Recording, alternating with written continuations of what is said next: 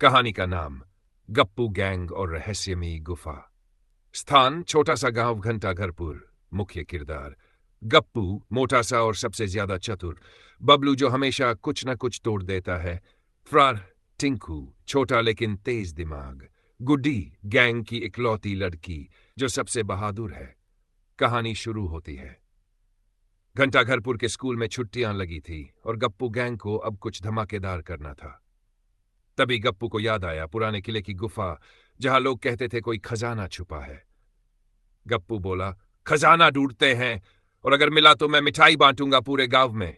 बबलू बोल पड़ा, भूत भी तो है वहां।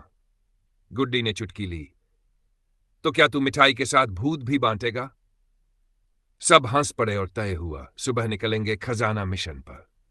अगली सुबह चारों साइकिल पर निकले। रास्ते में गायों को सलाम किया, नानी के बगीचे से आम चुराए और पहुंचे गुफा के पास।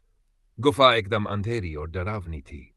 अंदर जाते ही टिंकू को एक पुराना नक्शा मिला। उस पर लिखा था, जहां सांप की आंख चमके वहीं से रास्ता फूटे।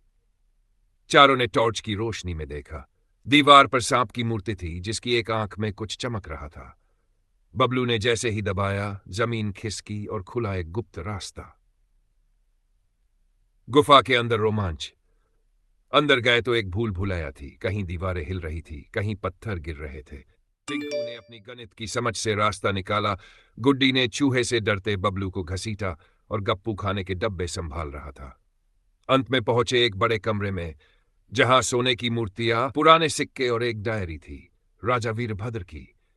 डायरी में लिखा था, जो सच्चे दोस्त बनकर आए हैं वही इस खजाने के हकदार है। जैसे ही उन्होंने डायरी पढ़ी, दरवाजा खुला और खजाने का असली कमरा दिखा। लौटते समय ट्विस्ट, पर बाहर आते ही देखा गांव के पप्पू चाचा भी पीछे पीछे आ गए थे और सब देख लिया।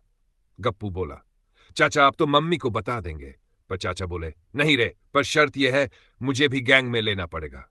अंत में गप्पू गैंग और पप्पू चाचा ने वो खजाना गांव की लाइब्रेरी, स्कूल और बच्चों की कैंडी फंड में लगा दिया। और गांव में लगा, गप्पू गैंग जिंदाबाद।